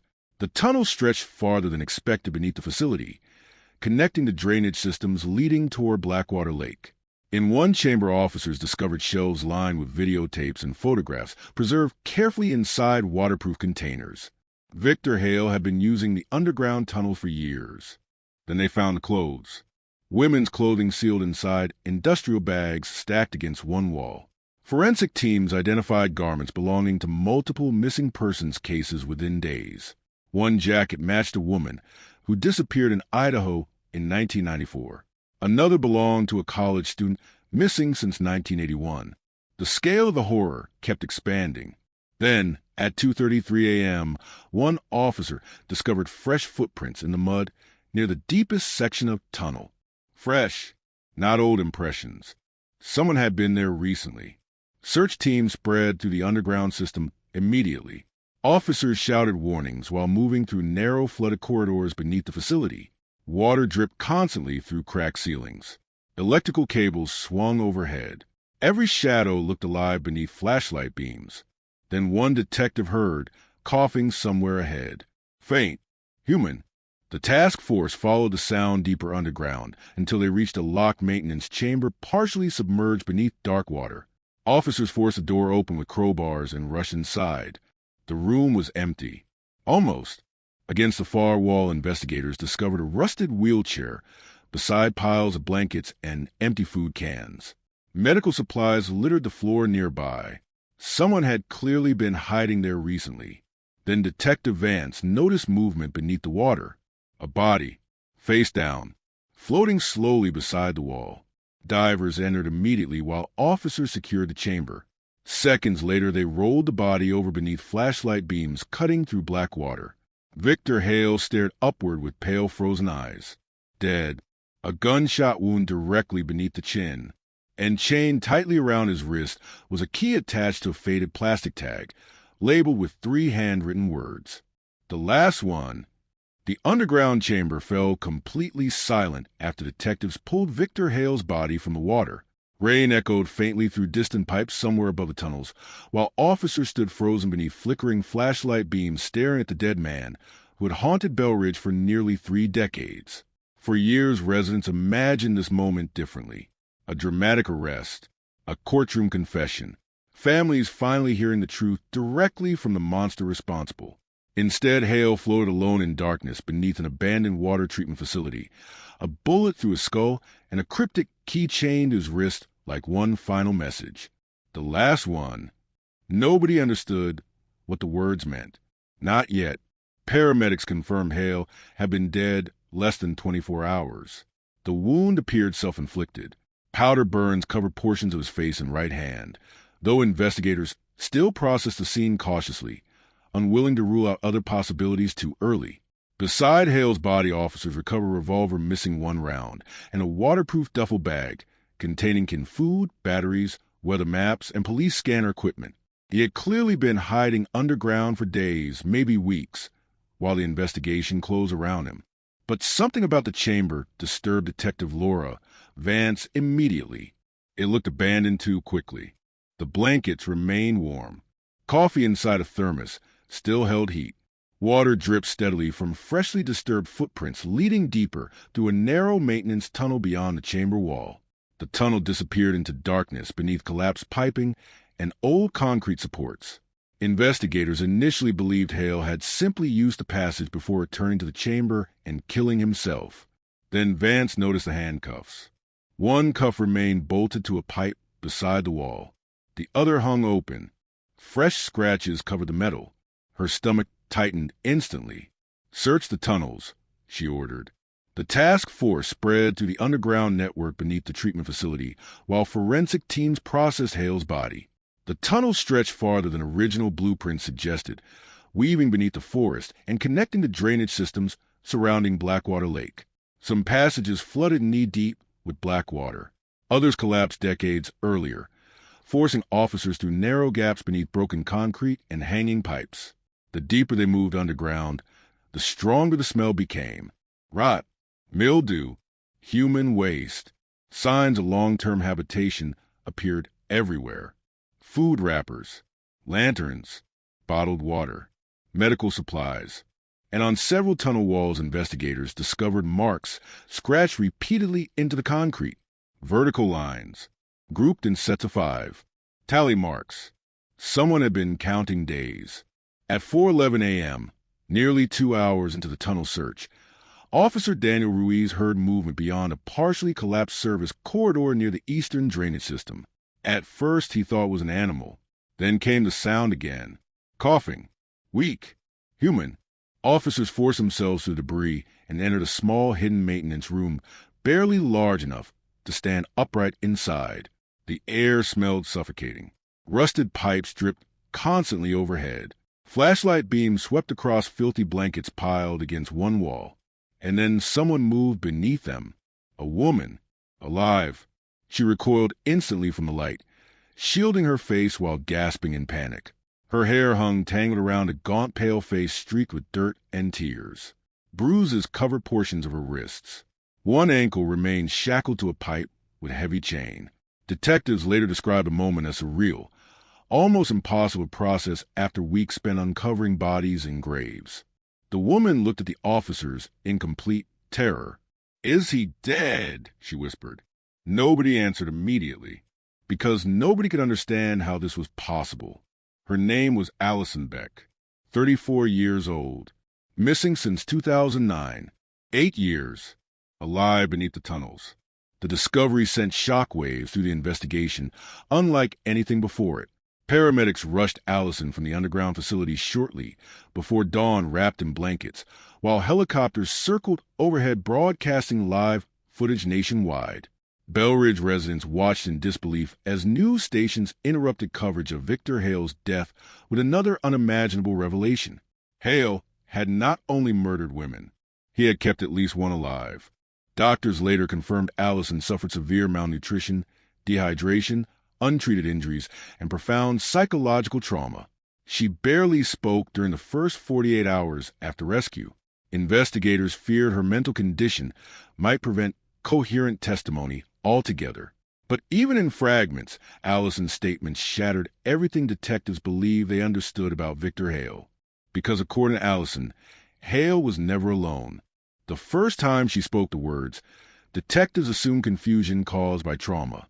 "There was another man," she whispered from her hospital bed. Task force investigators immediately leaned closer. Allison described hearing 2 male voices repeatedly during her captivity. One belonged to Hale. The other sounded older, calmer. She claimed the second man visited the tunnels occasionally during storms, bringing supplies and helping move barrels through underground drainage passages connected to Blackwater Lake. Allison never saw his face clearly because Hale forced her to remain restrained whenever the man arrived. But she remembered one thing vividly: the smell, cigars and engine oil. Detectives froze. Sheriff Harold Bennett, the former Belridge sheriff who mishandled Emily Grayson's original investigation decades earlier, had been famous for smoking cigars constantly, even during crime scenes, even inside patrol vehicles. Former deputies joked they could identify Bennett's arrival before seeing him because the smell lingered everywhere. The implication hit the task force like a bomb. Could Belridge's former sheriff have helped Victor Hale conceal murder for years? Investigators immediately reopened archived evidence surrounding Bennett's career. What they discovered triggered another avalanche of horror. Multiple reports connected to Emily's disappearance had vanished from evidence storage entirely after Bennett retired in 1995. Witness statements mentioning Hale repeatedly disappeared or were altered. Search warrants targeting Hale's property have been delayed, denied, or quietly abandoned under Bennett's authority.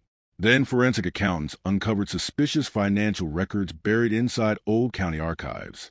Cash withdrawals, undocumented property payments, large deposits moving through shell accounts connected indirectly to Bennett and businesses associated with Hale. The deeper investigators dug, the darker conspiracy became. Belridge erupted again. Residents who spent decades blaming incompetence suddenly faced the possibility of corruption far worse than negligence. Protesters gathered outside the abandoned sheriff's office, demanding criminal investigations into former deputies and officials. News commentators openly questioned whether Bennett actively protected Hale, while women disappeared across multiple states. But Bennett himself had died in 2003 from liver failure, taking his secrets to the grave. Or so investigators thought. Because buried inside Victor Hale's recovered journals, detectives found repeated references to someone identified only as HB. The entry stretched across nearly 20 years. HB cleaned the reports. HB says storms solve everything. HB wants the barrels deeper. One entry dated October 21st, 1989, 4 days after Emily disappeared, contained a sentence that made detectives physically sick. HB says the mother asks too many questions. Investigators suddenly realized Emily Grayson may never have had a chance at justice from the very beginning. Meanwhile, Allison Beck slowly revealed more details about the underground tunnels during extensive interviews with federal investigators. She described hearing water pumps activate during storms. She remembered Hale transporting heavy containers through hidden drainage corridors at night. Most disturbing of all, she claimed there were additional rooms beneath the facility even Hale seemed afraid of. He called them the deep chambers, Allison whispered. According to her testimony, Hale once told her nobody would ever find what was buried there because the water sealed everything. Search teams returned underground immediately. Engineers reviewed original treatment facility blueprints and discovered several sections missing from county records entirely. Ground-penetrating radar revealed large hidden cavities beneath collapsed portions of the tunnel network, extending deeper beneath the forest than anyone realized. Excavation crews began drilling through blocked corridors within hours. What they uncovered over the following week transformed the investigation from a regional serial murder case into one of the most horrifying criminal discoveries in modern state history. Behind a collapsed concrete wall nearly 60 feet underground, investigators discovered a massive concealed chamber connected directly